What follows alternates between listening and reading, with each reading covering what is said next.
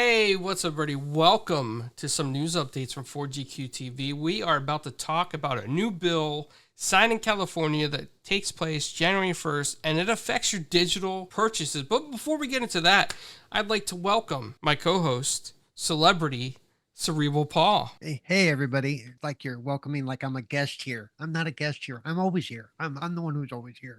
Yeah. But maybe Pineapple will be the guest on your pizza. I sit here when you're not here and I wait for you just day after day after day. It's kind of lonely in the black void over here, you know. Yeah, I see that.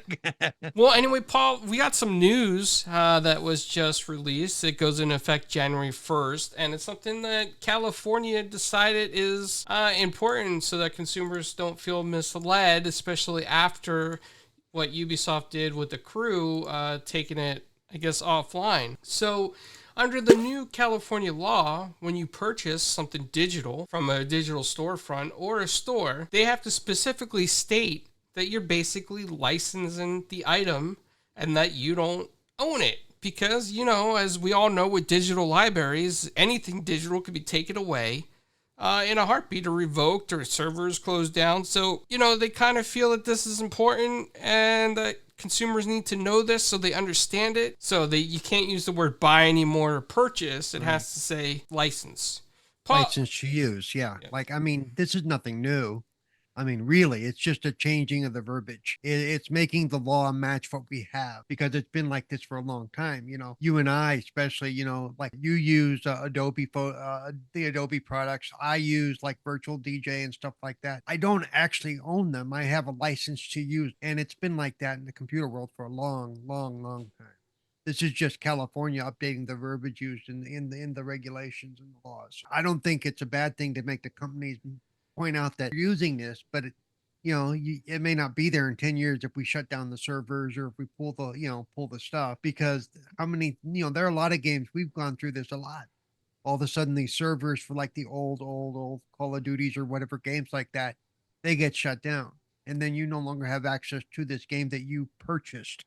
Even if you have a physical copy, really, especially for online games, you don't own that game. You own access to the server, and if they decide to pull the server, hello Concord, it's no longer there. So I think I wouldn't be surprised if they do this on a wider basis beyond California at some point too. To me, it makes sense. Yeah, there's some interesting things to this that I kind of question too, because when you purchase, I mean, for example, it's a known fact with Destiny. When you purchase Destiny, part of it was like on the disc, and part of it was downloaded later on, right? So what about those games that are going to be like partial on the disc, and then the rest you're going to need to download? I don't think any games have been on the disc, really. You know that. I think a lot of it is just, even on the disc, it's just like a little placeholder that says you're now licensed to use this, and it somehow assigns your account that information,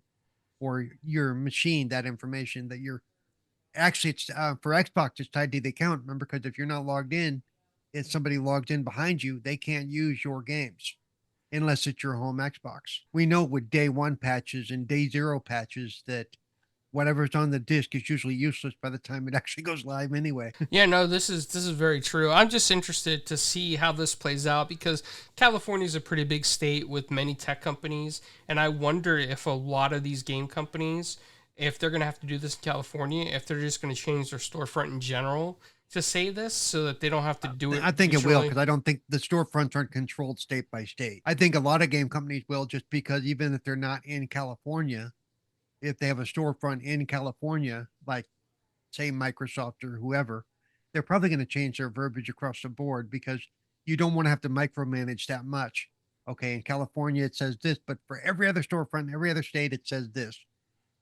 I wouldn't want to do that. I would just do a blanket swap. Interesting. Good point.